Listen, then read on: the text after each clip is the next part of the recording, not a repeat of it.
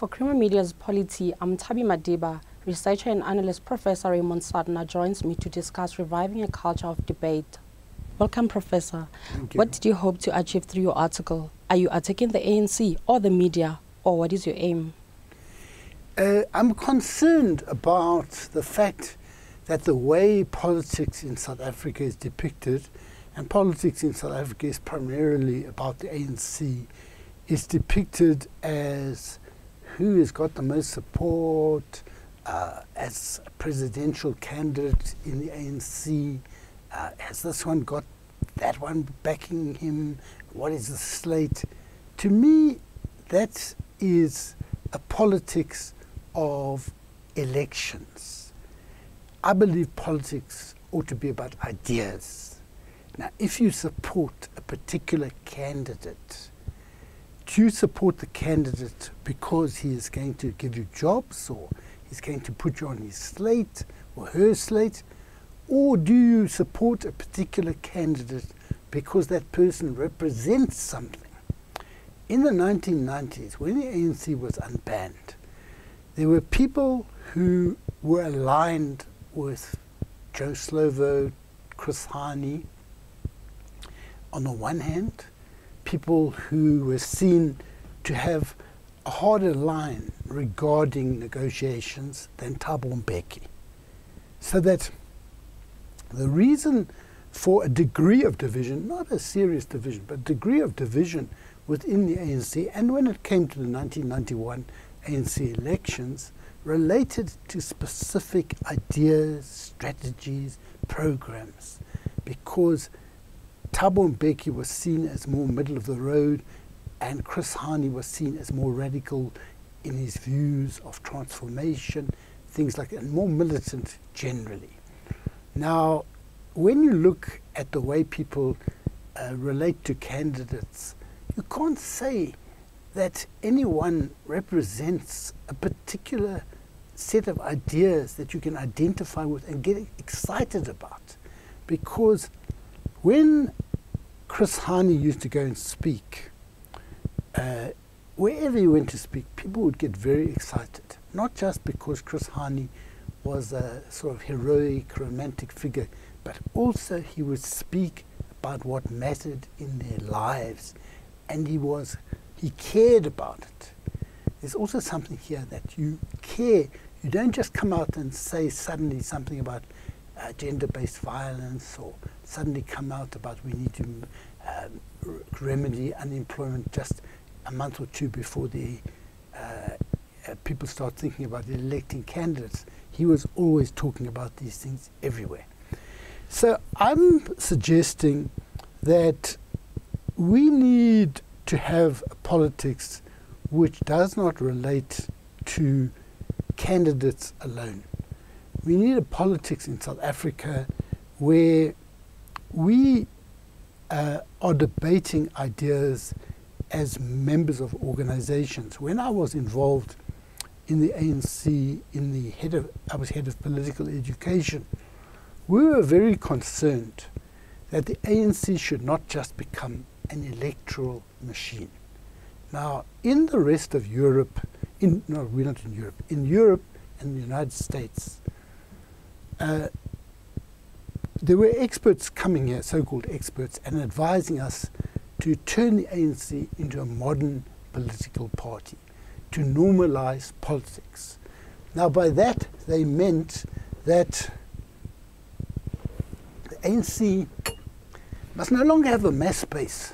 It must focus on perfecting itself to be a party like the parties in Western Europe. Now, until very recently, political parties or the last 40 years, except for Corbyn and a few others I'll deal with, the parties in Western Europe had lost their mass character.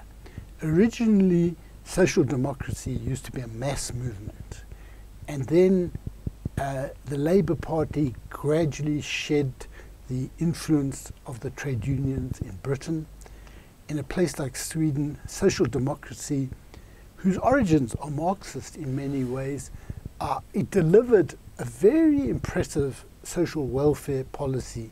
You know, you go to Sweden and the trains come every 3 minutes, whether there's one person on it or 100 people on it. So public transport is very impressive. When a pregnant lady comes with a baby, you can just see the care they take to her to get on a bus, things like that. So they've got this, you pay high taxes, but they've got very impressive social welfare. But there's not debate. There's not debate about other ways of doing things, changes that could make things even better. The culture of debate in Western Europe and in the United States had become evaporated. And what was significant about Bernie Sanders in the Democratic Party in America and Corbyn in Britain is that they became mass-based campaigners. Both of them worked within established parties.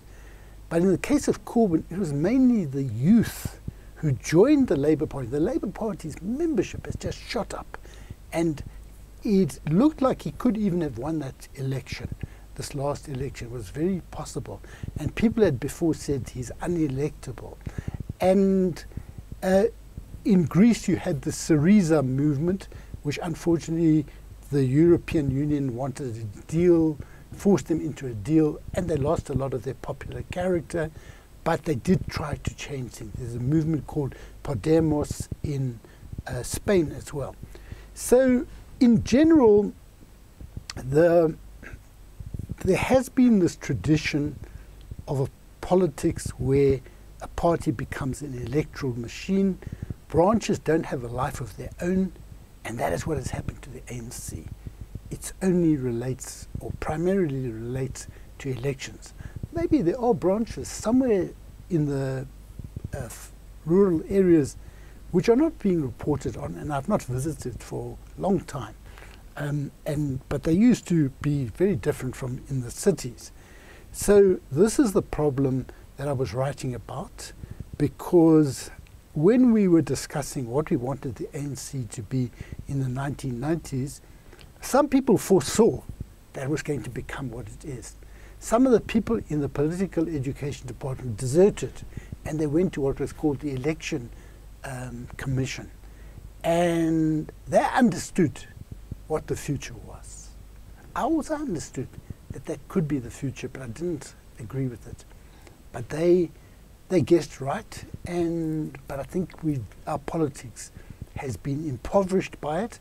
And I think the media colludes in this, because the way what is called analysis is to tell us what is the latest thing in the Cyril camp, what is the latest thing in Nkosazana camp, etc., etc. And I think that's not what politics ought to be about, in my view. So do you place no weight on the succession race on the ANC? Now, I do place weight on it. I wouldn't like us to be fixated on a particular human being as a messianic figure. Once this person becomes president, everything will come right. Because people have got illusions. They have this idea that once you have a particular person as president, we don't have to worry anymore. And we remain passive.